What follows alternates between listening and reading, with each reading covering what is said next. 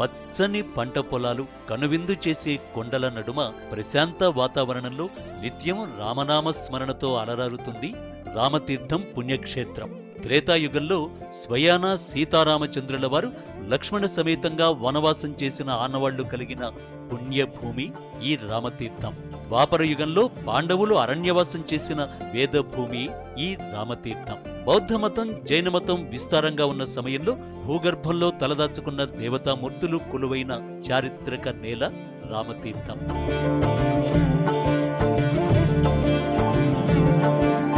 జగదానందకారక జయ జానకి ప్రాణనాయక.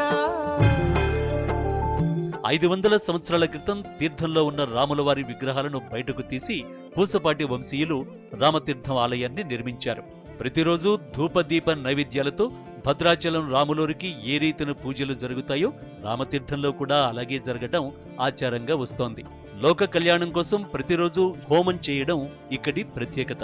మాఘశుద్ధ ఏకాదశి నుంచి మాఘశుద్ధ పౌర్ణమి వరకు అత్యంత వైభవంగా వేద పండితులు వార్షిక కళ్యాణాలు నిర్వహిస్తారు.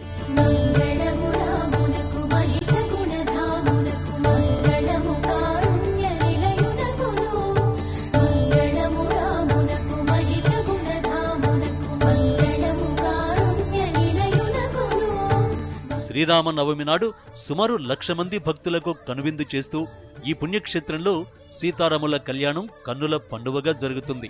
రామతీర్థంలో ఉన్న నీలాచలం కొండపై పాండవులు వనవాసం చేసిన ఆనవాళ్లు ఉన్నాయి. సీతారాములు వనవాసం చేసిన సమయంలో సీతమ్మ వారికి దాహం వేస్తే కొండపై బాణం వేసి పాతాళ గంగను తెప్పించారట రాములువారు. ఆయన బాణం వేసిన చోట ఓ బావి నిత్యం నీటితో నిండు కుండలా మనకు కనిపిస్తుంది. ఎంత వేసవి వచ్చినా ఒక్కసారి కూడా ఈ బావి ఎండకపోవడంతో అంతా శ్రీరామచంద్రుడి లీలగా భక్తులు చెప్పుకుంటారు. అంతారామమయం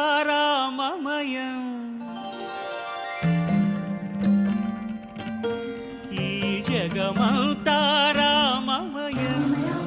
శివుడికి విష్ణువుకి భేదం లేనటువంటి స్థానం ఇది. సీతారామ కళ్యాణం అవుతుంది, సీతారాములకి సరైనటువంటి యాత్రలు అవుతాయి ఇక్కడ. ఆ పక్కనే శివుడి మందిరం కూడా ఇక్కడే ఉన్నది. రెండిటికి కూడా ఇక్కడ సరైన స్థానం ఉందని ప్రజలు ఇక్కడ శివరాత్రి నాడు తండోపతండాలుగా జనాలు బాగా వస్తూ ఉంటారు అన్నమాట.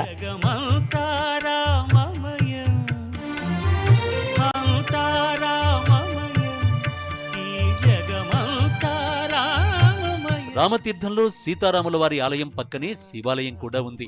ఈ క్షేత్రంలో రాముడితో శివుడు కూడా నిత్య పూజలు అందుకుంటున్నాడు. కార్తీక మాసంలో ఈ క్షేత్రంలో భక్తులు భారీగా వచ్చి శివుణ్ణి, రాముణ్ణి దర్శించుకుంటారు.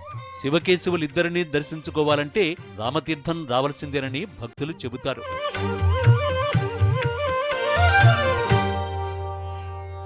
అంతరంగమున ఆత్మారాముడు రామతీర్థంబు రాముడుండడికి రామసీమ, కోరిక తీర్చాడు కోదండ రాముడితాడు, విజయనగర ధరిని వెలిసిన దేవుడితాడు, మృక్కు ముఖ్యద భక్తితో తలకు నుంచి.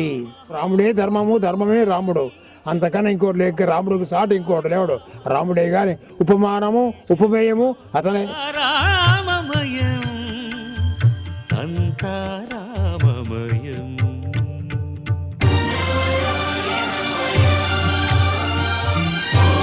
ఇంతటి ఘన చరిత్ర ఉన్న రామతీర్థం ఆలయంలో అధికారికంగా శ్రీరామనవమి వేడుకలు నిర్వహించాలని స్థానికులు కోరుతున్నారు. దీంతో పాటే రామతీర్థానికి ప్రాధాన్యతనిస్తే ఇదే వరుసలో ఉన్న సింహాచలం అప్పన్న స్వామి, శ్రీకూర్మం కూర్మనాథ స్వామి, రామతీర్థం సీతారామస్వామి వారి పేరు మీద టెంపుల్ టూరిజం అభివృద్ధి చెందుతుందని నేతలు అభిప్రాయపడుతున్నారు. మాకు భద్రాచలం ఎంత గొప్పదో అలాగే రామతీర్థం కూడా అంత ప్రత్యేకత ఉందండి. సీతమ్మ వారి పుట్టుమంది కూడా ఉందండి. అలాగే రాముల వారి కొండ కూడా ఉంది. ప్రసిద్ధిగాంచిన పుణ్యక్షేత్రం రామతీర్థం కోదండ రాముడు ఆలయం అండి. దీన్ని అభివృద్ధి చేస్తే ఇంకా బాగుంటుందని మా కోరిక అండి. ఈవేళ ఆంధ్రప్రదేశ్కి మిగిలిందల్లా రామతీర్థమే.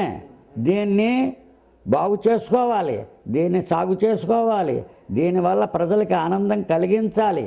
ఆ పని ప్రభుత్వం చెయ్యాలి, చేసి తీరుతుంది. రామతీర్థం కూడా భద్రాచలవంత ప్రాశస్త్యాన్ని పొందుతుంది.